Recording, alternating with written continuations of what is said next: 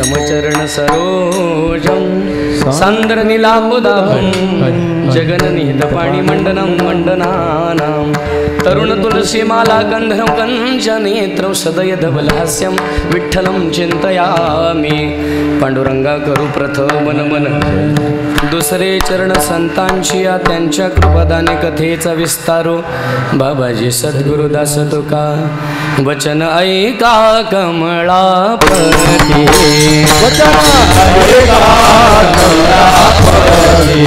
वचन ऐका कमळापती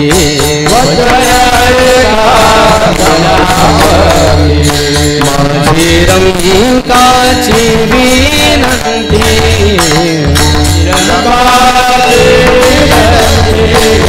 माझी रंकाची विनंती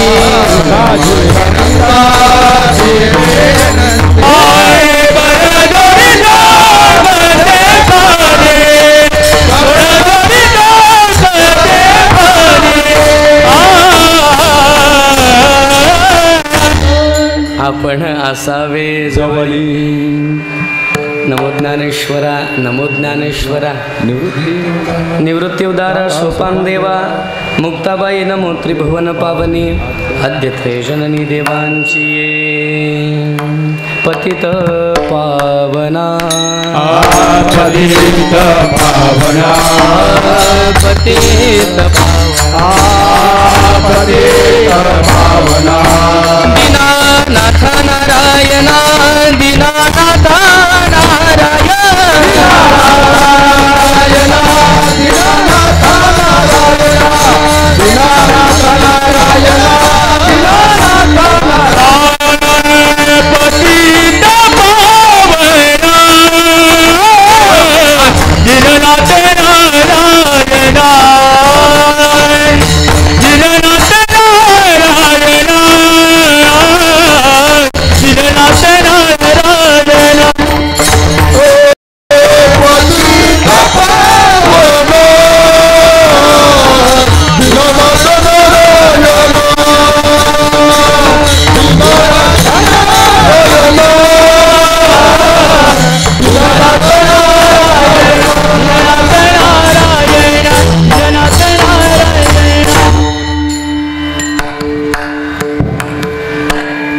चैतन्य श्री ज्ञानोबरायांच्या कृपा प्रसादाने विश्व चैतन्य जगद्गुरु तुकोबरायांच्या कृपाभिलाषेने थोर संत महंत मायबापांच्या कृपाछत्राखाली सद्गुरू विश्वनाथ बाबांच्या विशेष कृपे करून उवे गावामध्ये गेली 112 वर्षाची ही अखंड हरिनाम सप्ताहाची परंपरा आणि या परंपरेच्या सेवेमध्ये 7व्या दिवसाची सेवा श्री श्री राधा गोपालनाथ संस्थान श्री क्षेत्र पाटणोलीला प्राप्त झाली।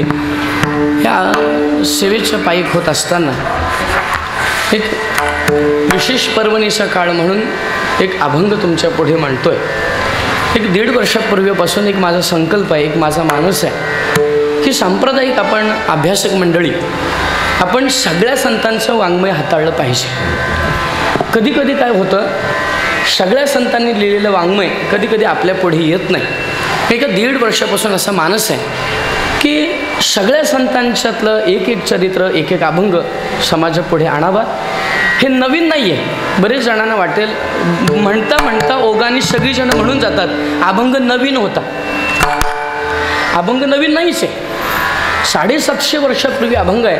ज्या संतांच्या अभंगावर आपल्याला निरूपण करायचं आहे ते एक महान संत आहेत। परमेश्वराची द्वैत भक्ती करत असताना त्या द्वैत भक्तीतून अद्वैत ज्यांनी साधलं, वाक्य पुन्हा ऐका, परमात्म्याची द्वैत भक्ती करताना ह्या महाराष्ट्रामध्ये किंवा भक्ती संप्रदायामध्ये काही द्वैत परंपरा आहेत, काही अद्वैत परंपरा आहेत, काही द्वैताद्वैत आहेत, काही द्वैत अद्वैत परंपरा आहेत। अशा 4 प्रकारच्या परंपरा आपल्या भक्ती संप्रदायामध्ये आहेत. या परंपरेचं पाईक होत असताना आधी द्वैत भक्ती करत असताना भगवंताचं निर्गुण स्वरूप, भगवंताचं व्यापक स्वरूप कळाल्यानंतर जी अद्वैत भक्ती घडली, अशी अद्वैत भक्ती करणारे संत नरहरी महाराज सोनार यांच्या गाथेतला, गाथा प्रकरणातला आपल्या देहाबद्दलचा भाव स्पष्ट करणारा 14व्या क्रमांकाचा अभंग सेवेला आहे. विठ्ठल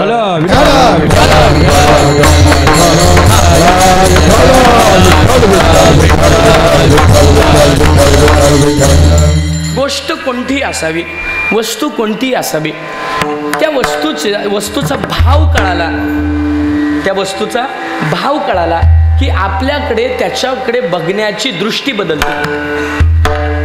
वस्तूचा विषय लक्षात घ्या. वस्तूचा भाव कळाला की त्याच्याकडे बघण्याची दृष्टिकोन बदलतो आपला.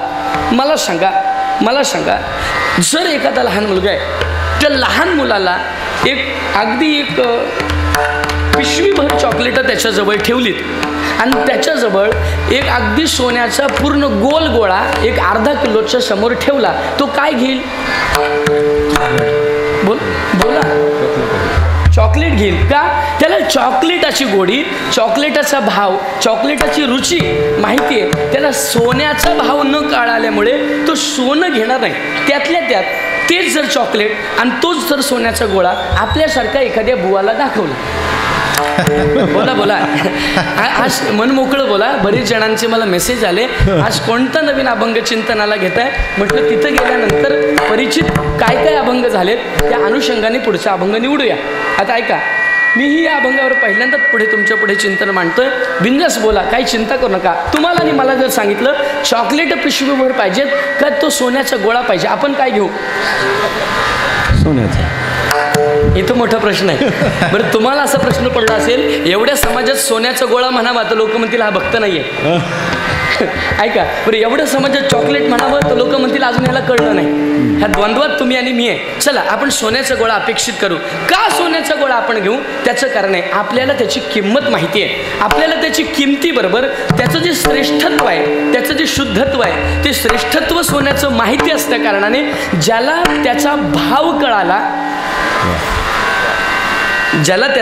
कळाला, त्याच्याकडे पाहण्याची दृष्टी बदलली. ते सोनं आहे आणि त्याचा भाव कळाल्यानंतर त्याच्याकडे पाहण्याची दृष्टी बदलली. ते आपण कसंही वापरत नाही. मग ते सोनं भले तर आपण घरामध्ये आपल्या तिजोरीमध्ये ठेवतो.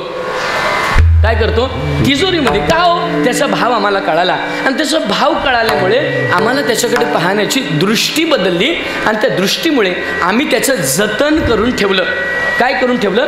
जतन करून ठेवलं. जर व्यावहारिक जीव सोन्यासारख्या अमूल्य वस्तूचा भाव कळाल्यानंतर ती जतन करू शकतो, तर तेच माध्यम, तेच सूत्र ह्या परमार्थात जन्माला आल्यानंतर, ह्या आयुष्यात जन्माला आल्यानंतर या देहाबद्दल जर आपण वापरलं, जर याची किंमत कळाली तर याचंही आपण योग्य जतन करून ठेवतो. पण किंमत कळण्याकरता संत समागम अत्यावश्यक आहे आणि संत समागमातून या देहाचं ज्ञान होणं अत्यावश्यक आहे. म्हणून आजचा अभंग आहे. विठ्ठल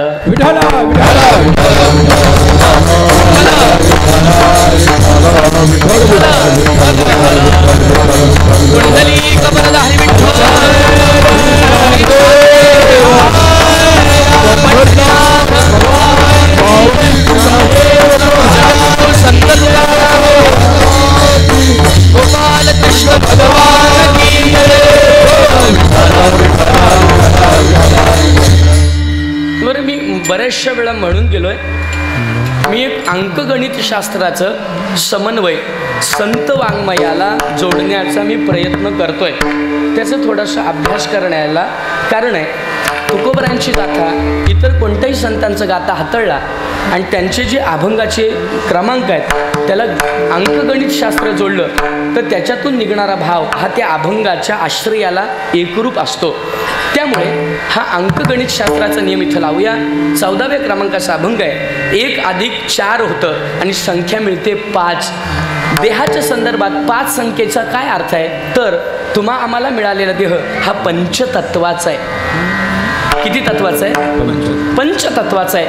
तुम्हाला मला मिळालेला देह हा पंचतत्वाचा आहे. पृथ्वी, आप, तेज, वायू आणि आकाश. बरं, हा मिळालेला देह, ह्या मिळालेल्या देहाला याची नश्वरता व्हावी, याचा नाश व्हावा. या नाश होण्याकरता जे विषय जे आहेत ते पण 5 आहेत. ऐका, तुम्ही ऐकणारे फार गांभीर्याने ऐकताय. ह्या देहाचा नाश पावण्याकरता कारणीभूत जे विषय आहेत ते पण 5 आहेत. शब्द, स्पर्श, रूप, रस आणि गंध. म्हणजे याचा नाश पावण्याकरता जे कारणीभूत विषय आहेत ते सुद्धा किती आहेत? 5 आहेत. आणि याच्या प्राप्तीकरता जे तत्व आहेत ते सुद्धा 5 आहेत. अभंगाचा क्रमांक 14 आहे. अंकगणिताचा नियम 1 + 4 = 5. आकडा 5. अभंगात देह शब्द आहे. देहाची निर्मिती पंचतत्वांची आणि देहाचं मातेर पंचविषयानी, निर्मिती तत्वानी आणि याचं मातेर, याचा नाश विषयाने. मग शब्द असेल, स्पर्श असेल, रूप असेल, रस असेल, गंध असेल. आता ऐक, श्रावण चालू आहे पण तरी सुद्धा मी संतांचा आधार घेऊन तुमच्या पुढे एक दृष्टांत देतो. देऊ नये कारण कदाचित एखाद्याचं श्रावण सुटू शकतो. फार अवघड असतं हे सगळं. लोक जे घ्यायला पाहिजे ते घेत नाहीत आणि जे नको ते घेतल्याशिवाय राहत नाहीत. फार हुशार झालीत मंडळी. मला माझे विद्यार्थी नेहमी सांगतात, महाराज त्या समोर चप्पल काढत जाऊ नका गेटवर. वारंवार माझ्याकडनं चुका होतात. गेटवर चप्पल काढली जाते आणि मग ती कोणीतरी प्रसाद म्हणून मी मध्ये 8-15 दिवसापूर्वी थोडीशी चांगल्या पद्धतीची चप्पल मुलांनी आणली आणि म्हणून मी काय केलं, या बाजूला एक काढली, या बाजूला एक काढली. जाताना मला कळालं मी एकटा हुशार नाही, ह्या जगात अजून हुशार आहेत, एकाने दोन्ही नेल्या. ऐका, मला तुमच्या पुढे काय मांडायचं आहे, विनोद करायचा नाही. मी इथून पुढे गेलोय. निर्मितीसाठी कारण पंचतत्व आहेत आणि याच्या नश्वरतेसाठी कारणंसुद्धा 5 आहेत. ते म्हणजे विषय आहेत. आता ऐका, मासा जो आहे, मासा तो एखाद्या नदीत पात्रात आहे, एका समुद्रात आहे, एखाद्या जलाशयामध्ये आहे. जलाशयामध्ये असणारा मासा, नदी पात्रामध्ये असणारा मासा किंवा एखाद्या समुद्रात असणारा मासा बद्ध की मुक्त? मुक्त आहे. स्वैराचार जीवन आहे त्याचं. त्याला वाटेल तसं म्हणू शकतो तो पोहतोय, म्हणू शकतो तो काय करतोय, तो विहार करतोय. असा मासा काय झालं, ते मासा पकडणाऱ्याने एक युक्ती केली. काय युक्ती केली? एक युक्ती केली. तो गळ असतो, गळ. तुम्ही म्हणाल तुला कशा माहिती? संतांची प्रमाण आहेत म्हणून माहिती. तो गळ असतो, गळ. त्या गळाला तो काय करतो, ते कणिक लावतो, म्हणजे कसलं पीठ लावतो. कसलं म्हणा, भाकरीचं म्हणा किंवा मग गव्हाचं म्हणा, गव्हाचं पीठ लावतो. कशाला? गळाला. बरं, ते गव्हाचं पीठ नीट लावतो. तो कसं लावतो? तो गळ न दिसेल असं लावतो आणि तो गळ सोडतो कशामध्ये? पाण्यामध्ये. आता मला प्रश्न एवढा आहे, मी तुम्हाला त्या विषयातून पुढे नेतोय. मला सांगा, स्वैराचाराने मुक्त विहार करणारा मासा, त्या माशाला गळ दिसला की पीठ? नीट बोला. काय दिसलं? पीठ. आता मला सांगा, ते नुसतं पीठ आहे का पिठाच्या आत गळ आहे? हा, गळ आहे. आता ऐका, त्या माशाला आतलं दिसलं नाही, बाहेरचंच दिसलं. बऱ्याचशा माशांना बाहेरचंच दिसतो. नाही कळलं? जरा हसत जा. तुम्ही असे टेन्शन मध्ये आहेत काय? श्रावण धरलाय असं मुक्त असं जा. एक बरोबर वेळेत चिंतन होईल. जरा थोडं रिलॅक्स करेन मी तुम्हाला. ऐका, मला सांगा, त्या माशाला दिसलं बाहेरचं, आतलं दिसलं नाही. त्या माशाला वाटलं वा वा, आज पर्वणीचा काळ आहे, बस आता मनसोक्त खाता येईल, पोट भरून खाता येईल, म्हणून त्याने त्याच्यावर झडप मारली. परिणाम असा झाला, परिणाम असा, फुटोनिया घसा मरण पावे. काय प्रमाण आहे? आमिषाच्या मिशे, गळगिळी मासा आणि फुटोनिया घसा मरण पावे. मेला ना तो. कोण मेला? महेश महाराज. मासा. कोण मेला? मासा मेला. का मेला? माशाने काय बघितलं? वरचंच बघितलं, आतलं बघितलं. ह्या जीवाचं तसंच आहे. हा जीव मासाच आहे. स्वैराचाराने तो मुक्त आहे, पण तो वरवरचं सुख बघतो आणि त्यामुळे तो त्याला आसक्त होतो आणि त्यामुळे प्राप्त झालेला देह एक दिवशी तो असा संकटामध्ये टाकतो आणि तो निवृत्त होतो किंवा मरतो. जसं आमिष त्या माशाला त्या पिठाचं दिसलं, तसं या जीवाला शब्द, स्पर्श, रूप, रस किंवा गंध हे एका तरी विषयाचं आमिष दिसतं आणि त्या आमिषाच्या कारणात्वे हा जीव काय होतो, संपतो. मग महाराज आम्हाला विषय संपवायचे आहेत का? क्षमा मागून विधान करेन, संत वाङ्मयाचा आधार देऊन मी विधान करेन, विषय कोणालाच संपत नाही, फक्त ते बदलावे लागतात. त्याचा मार्ग डायव्हर्ट करावा लागतो, त्याचा मार्ग परिवर्तित करावा लागतो. विषय विषयच असतात, फक्त ते बदलावे लागतात. डोळे पाहणारच आहेत, कान ऐकणारच आहेत, जिव्हा चव घेणारच आहे. ऐका, त्वचा स्पर्श करूनच घेणार आहे. नाक जे आहे ते श्वास किंवा सुगंध घेणारच आहे, पण त्याच्यातनं काय बघावं हे आपल्याला ठरवायचं आहे. विठ्ठल विठ्ठल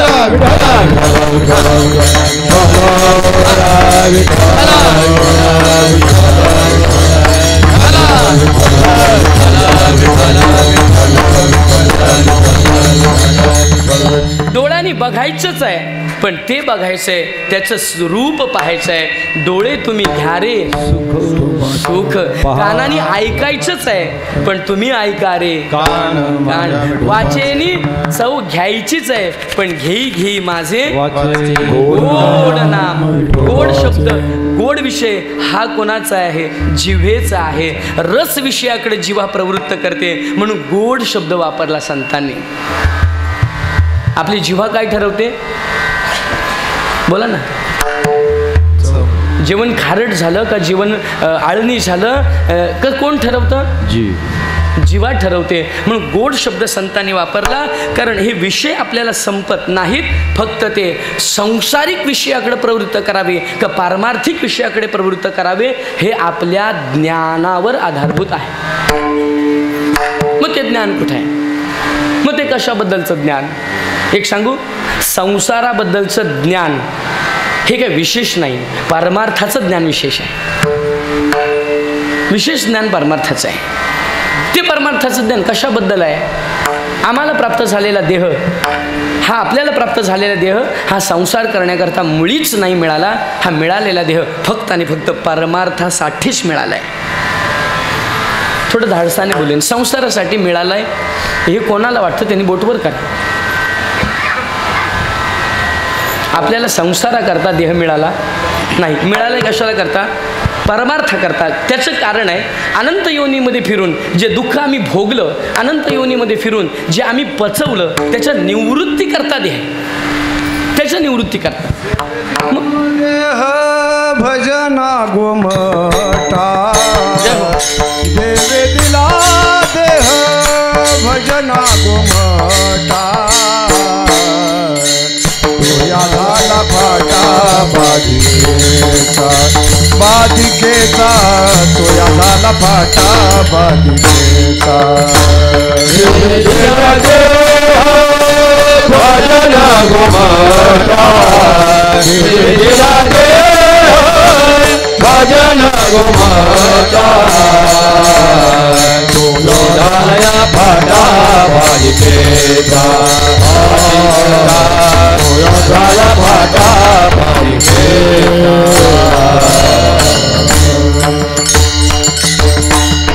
एकदा का हा देह मिळालेला कळाला की तो सन्मार्गाला लावावा, ही सत्सद विवेक बुद्धी होते.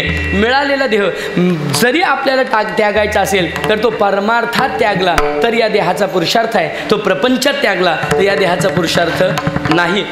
परमार्थात मला सांगा, ज्या वेळेला व्रतासुराला मारायचं होतं, व्रतासुर कसा मरणार आहे, मग त्यांच्या लक्षात आलं सगळ्या देवांना त्याने हरवून टाकलं, समस्त देवांना त्यांनी काय केलं, त्रस्त केलं. सगळे देव त्राहिमाम त्राहिमाम करायला गेले. भगवान विष्णूकडे गेले आणि क्षीरसागरामध्ये असणाऱ्या परमात्म्याला विचारलं, हे प्रभू हा व्रतासुर मरेल कसा, आता सांगा, आता मला सांगा. मग भगवंतांनी सांगितलं, दधीची नावाचे जे ऋषी आहेत त्या दधीची नावाच्या ऋषींकडे गेलात आणि त्यांनी त्यांची हाडं जर तुम्हाला दिली, हाडं तर तो मरेल, आणि त्याचं वज्र बनवायचं आणि ते इंद्राच्या हातात द्यायचं आणि इंद्राने काय करायचं दधीची नावांच्या ऋषींच्या हाडांचं वज्र बनवून त्याला काय करायचं मारायचं. सगळे लटलट कापायला लागले का जिवंत माणसाकडे जायचं आणि त्याचं हाड मागायचं. ही तर जिवंत माणसाला हाडहाड करणारे ऐका त्याचं हाड मागायचं.